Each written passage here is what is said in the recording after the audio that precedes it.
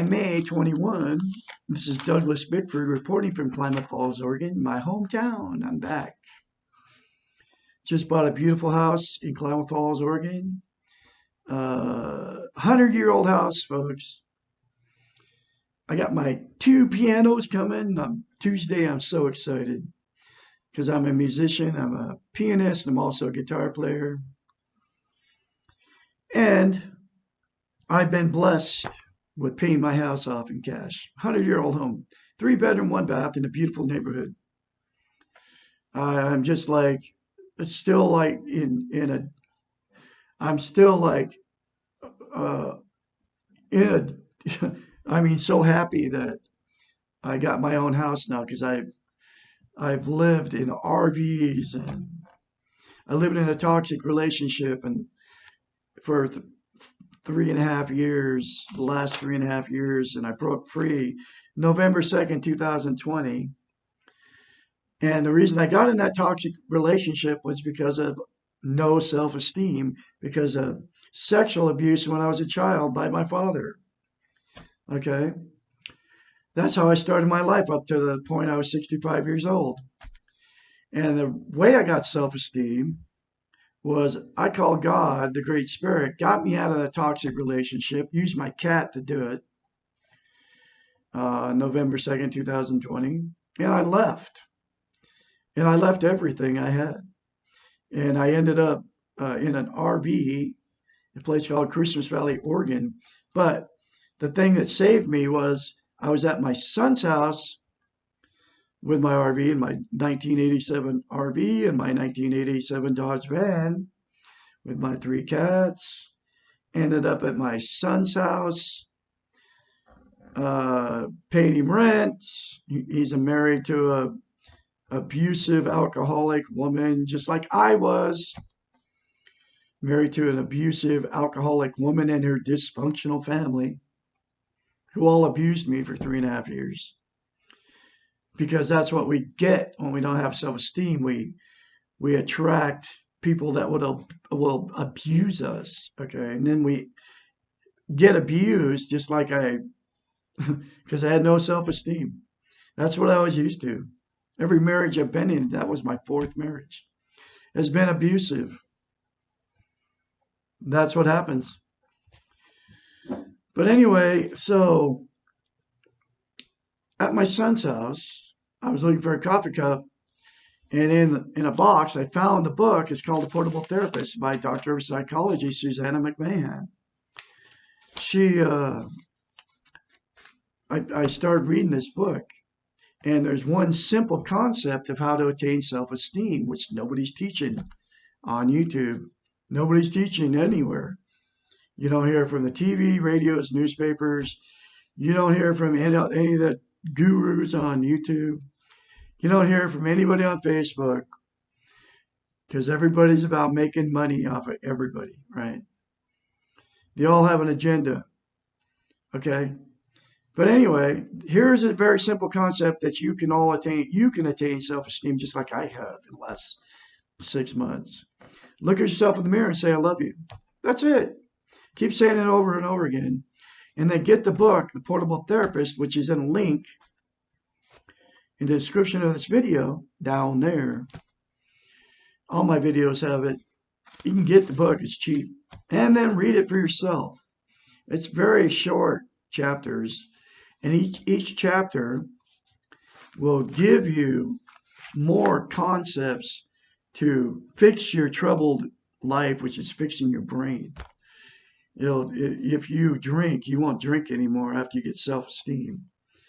Because the only reason you're drinking is to make yourself happy, or do drugs, or another person, or sex, or strip clubs, or prostitutes,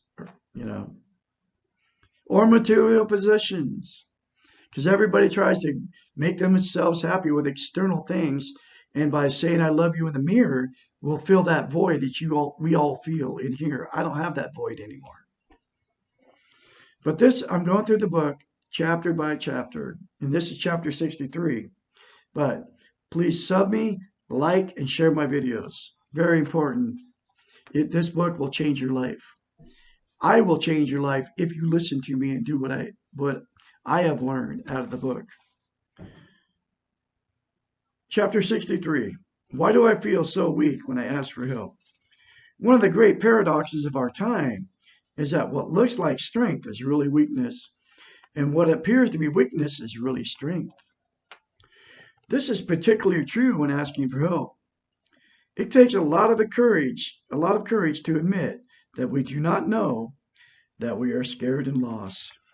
We have been trained to believe that we have to know and that it is wrong to be afraid.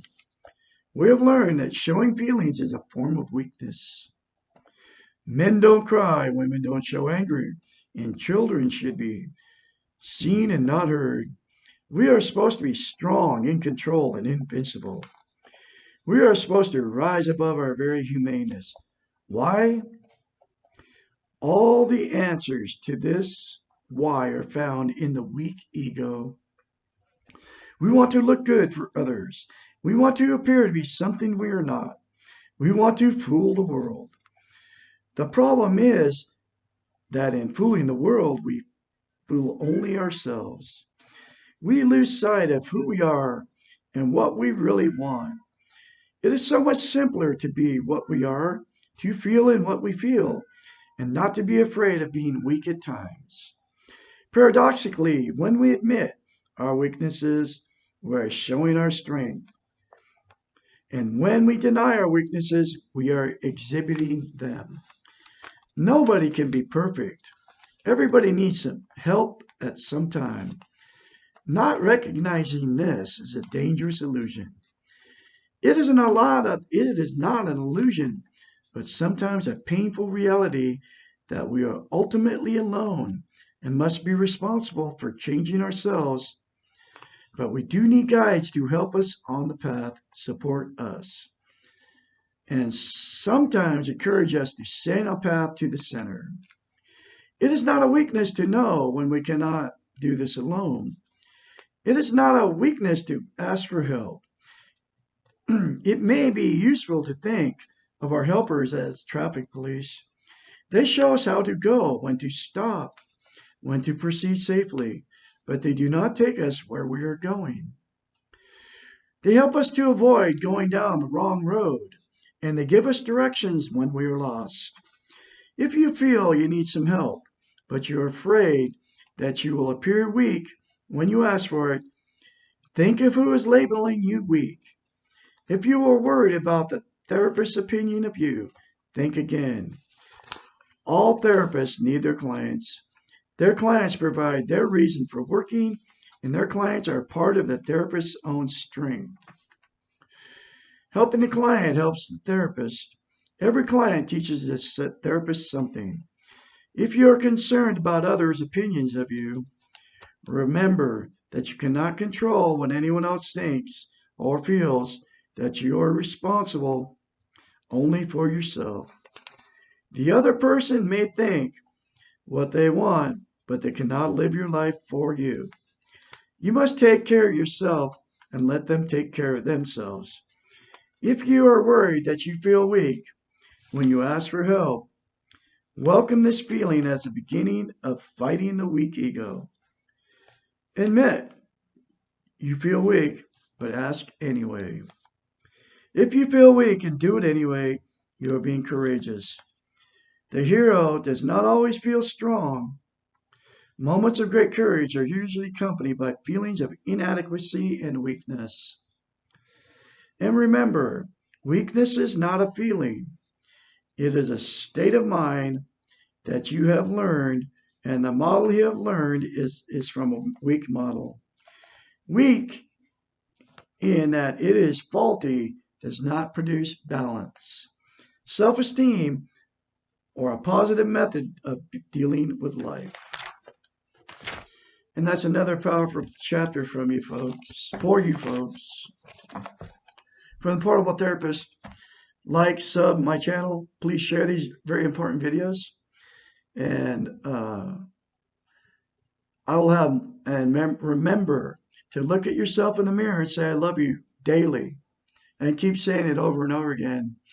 And soon, you will immediately start feeling a difference. and you will soon believe it.